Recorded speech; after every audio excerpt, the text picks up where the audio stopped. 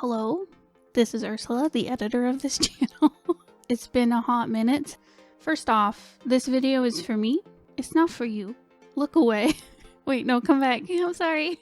But this is a problem I run into all the time. And I'm sure if you're an artist, especially if you're an artist with ADHD, like me, you probably run into this quite a bit. Yeah, I'll be sat at my little desk with my little tablet or my sketchbook open, and I have this urge that is larger than my body to draw.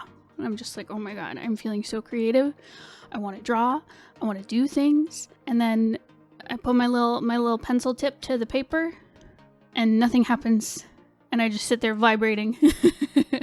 Yeah, I'll have like this, I'll be really inspired, I'll really want to draw something.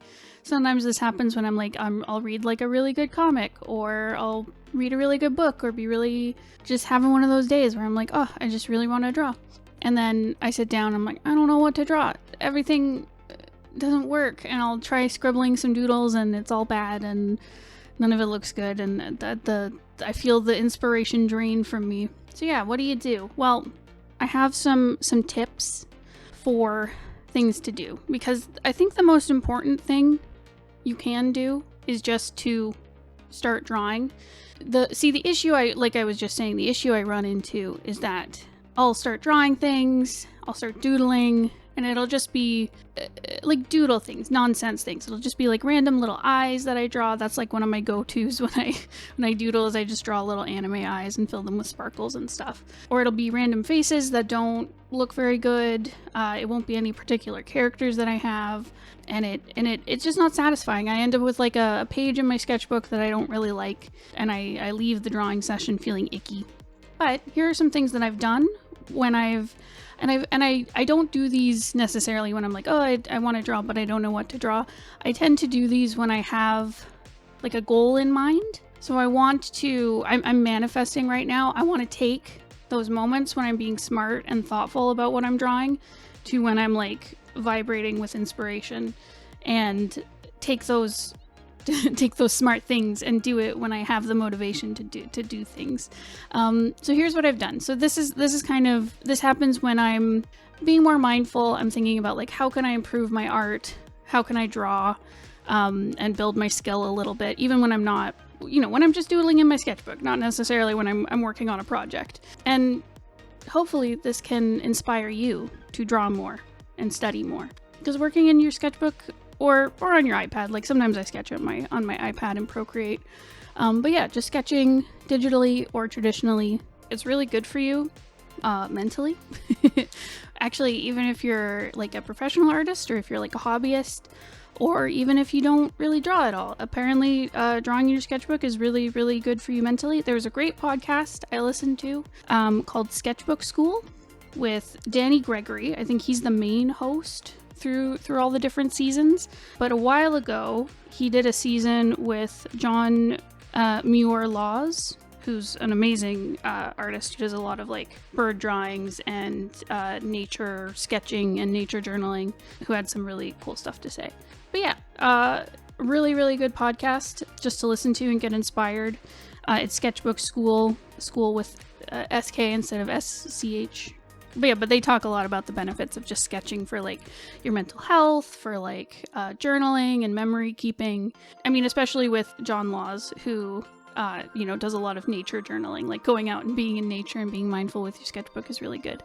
I'm getting off on a tangent here. Like I said, ADHD. But here's some things you can fill your sketchbook with when you want to draw that will help you improve as an artist, and is probably also just good mental exercises to do, apparently. Okay, number one, I tend to just grab a random photo and draw it as reference. And like I said, this is for study. Typically, if I'm drawing, say, a setting or a background for a piece of art or for my comics, I tend to make it up, and I'll grab different references if I need them to kind of pull from, but I'm not copying an image I don't own into my comic. Don't do that. That's bad practice. I mean, it's good practice for you as an artist. Bad practice legally. But anyways, this is just for studying. So this is just stuff I put in my sketchbook. I'll just grab a photo. I tend to go to places like Unsplash is a popular one for like some royalty-free photos you can use. And they have a lot of really pretty images from a lot of different photographers you can go to. What's the other one I go to? Pixabay? Pixabay I've gone to as well. But you know, any photo, you can go on Pinterest, you can go on social media, anywhere you like to find photos and just draw them for reference. If you want, I tend to use those sites like Pixabay and Unsplash because the artist's name, the photographer's name is right there and I can just make note of it in my sketchbook. I tend to do a lot of scenery. Part of that is because I'm a big nerd who plays The Sims 4, and sometimes I just want to look at houses and cute designs for interiors and exteriors of houses. And I mean, it's twofold good for me because it gives me inspiration for decorating in The Sims, but also it helps me improve as an artist, and I make comics where I do a lot of interior settings for characters, so it helps me there. But yeah, so just grab a photo, draw it. Sometimes I'll grab photos where I really like the composition. Sometimes I'll grab like fashion photography and just draw the different pieces of clothing that I really like. Instagram's really fun for that if you like looking through fashion. Sometimes I'll even grab off TikToks and stuff. I'll just grab like a still of it, and again, that's because I can then write down who I can credit the source of it. I can write down the handle of the person who posted it, just so I can come back and find it later. But yeah, just sketch it out. Sometimes I'll do a really detailed sketch. Sometimes I'll just do like a really quick compositional study. And yeah, I find it's just very relaxing. They're usually 10 minutes at the most, just sketching something out, but it's then something I can pull from later. It's in my memory bank. it's in my visual memory now that I've drawn it, and I can pull it later for other designs and stuff. But yeah, but it's an easy thing to do when you want to draw but you don't know what. You just grab something and draw it. Real easy. Secondly, the next thing you can do along with studying, instead of just studying off photography or from life, sometimes I'll just grab like an artist I really like, and just do some studies of their style. Again, I like to find artists that I enjoy and follow, so I'll write down who they are in my sketchbook for future reference. Again, this is just for future reference. Like sometimes I'll just come across an artist I really like, just randomly, they come onto my feed on Blue Sky or something, and I'm like, ooh, this is cool art. I'm gonna go look at them. And so, I'll sit down and study some of their work and then write down their tag and obviously follow them if it's a site I can follow them on. And again, this is study work. I would not recommend drawing someone's artwork or copying what they've done and posting it as your own. You can get in some hot water for this. It's not cool. But if it's just studying for your own gaining of knowledge, I think that's great. And honestly, I think you could even post it. You could say like, hey, I really like this artist, tag them or mention them, and just say, hey, I did a bunch of studies of their work. Their stuff is really cool. I think that's fine. I'd honestly be flattered if someone did that with my work. I don't know. Some people really don't like it, so tread carefully. And it's understandable if they don't like it. Some people work really, really hard on their style and they want to guard it. I think that's fine. But yeah, this is for your personal study. This isn't for profit. But yeah, I'll just find an artist where I'm like, oh, I love the way they do line work. I was looking through the Chainsaw Man comic. I was like, man, I really like the line work. So I sat down and I did some studies of it. I said that like I've never read a manga in my life. Chainsaw Man comic. Again, totally just for my learning. I did the same. I was reading Delicious in Dungeon, the manga, and I was like, oh, I really like the way that the eyes are drawn. So I did some studies of that.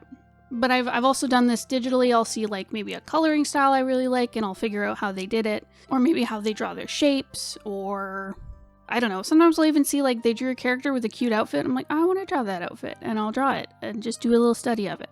Again, this is just for your personal use. I find this exercise can be really, really fun. Sometimes drawing a photo or from life can feel a little bit dry if you're not in the mood for it, but drawing artwork that really inspires you can really help you push through that motivation and that like executive functioning barrier from like actually drawing. If you're like, oh, this is so cool, I'm gonna draw it right now. Yeah, and it can be a good bridge into drawing your own stuff. Thirdly, draw your OCs. Sometimes this sounds so obvious, but sometimes I'm just sitting there, I'm like, I don't know what to draw, blah, blah, blah, blah, blah. And I have so many OCs, I'm like, I don't know who to draw. That is also an issue, where I have so many different stories. Some are published, some are not. I'm like, who do I draw? Who am I really into right now? And it can be hard to choose. Luckily, something that does help me is that Bones, the other lovely person on this channel, love of my life, stinky man. Anyways, we make comics together, so we have comics he's written. We also RP together. We have roleplay characters, so I'll often draw them. He has stories where, like, I'm not the artist illustrating them, but I'll sit down and draw his characters that he's writing about for, like, new pieces he's working on. And I find that really rewarding. For one, it's really fun to just draw the characters doing cute things, because Bones is like, okay, not to sound like mushy gushy, but like he's like my favorite writer ever. So whenever he's writing like a new novel or something and I get to read it, I'm just like so excited. And so it's really fun to like draw the cute little scenes that he's written, or draw the characters doing cute little things. And then I get to show it to him and he gets all excited because they're his characters and he gets to see them doing cute things. So yeah, if you have a friend or a partner who, you know, maybe you don't have stories together, but they have stories, drawing their OCs can be really rewarding. It can be a really nice thing to do for your friend, and you know, you get the benefit of someone gushing over your work, which is also helpful for motivation. So I find that helpful. A lot of the time, if I'm like, I don't know what to draw, I'll sit down and draw Bones' OCs, not just my OCs. And thirdly, and I hate this one, it makes me angry because it's so obvious, but sometimes when I've got the motivation to draw and I don't know what to draw, I should just sit down and work on my comic. Just draw your comics. Just draw your illustrations that you need to make for your webcomic. Because I know if you're watching this channel, you make webcomics. I know you. I see you. Work on your comic. Yeah, and so I hate this because I have ADHD and I really like novelty. It gets the dopamine in my brain firing off, whereas working on a page that maybe I've been sketching for a few days, that I've already planned out, it's not new, I know it inside out, not so fun.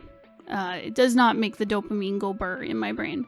But sometimes that's just what you gotta do. Sometimes I'm like, I have no idea what else I would work on. I should just work on my comic because I'll be productive. And it doesn't make me happy now, but I'll be happy in the future when it's done.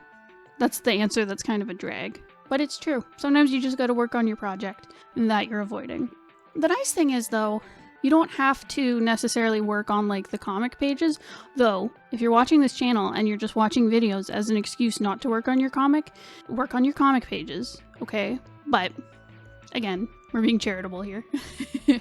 If you're like, working on my comic pages will make me cry, I will burst into flames. Then there's other stuff you can do that's still like productive and working on your comics. You can do character designs. If you don't have turnaround sheets for your characters, please make them. They'll save you so much time and pain. So you can work on character design sheets. You can work on concepts for like upcoming stuff in your script. Maybe work a few chapters ahead. Design some settings, some characters. I don't know, cool monsters, cool props, magic effects. I don't know. There's lots of concepts you can work on. Or you could sit down and do some like little illustrations for marketing. That's a really important part of comics that we don't always talk about because we're very much like getting people into making their pages and publishing. But part of publishing is you need marketing materials. So like make some cute little illustrations to like advertise on social media. Make your banner for one of the comic sites like Webtoons. You know, make some promotional stuff. That can be really fun. That can be a way to like be productive, utilize designs that are already created, and it helps boost your comic and get it out there.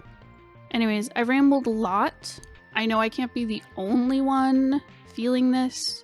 Again, I think it hits me because of my ADHD. I don't know how neurotypical people feel.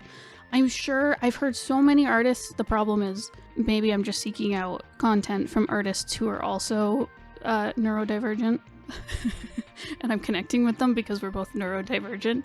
But anyways, I'm sure there are neurotypical people who also feel this, where you're highly motivated but you're stuck at what to do. I hope this helps. Tell me how you get through it. Maybe you guys have advice that I have not looked at, because again, this video is for me, it's not for you. Give me advice. I've given you so much advice over the years.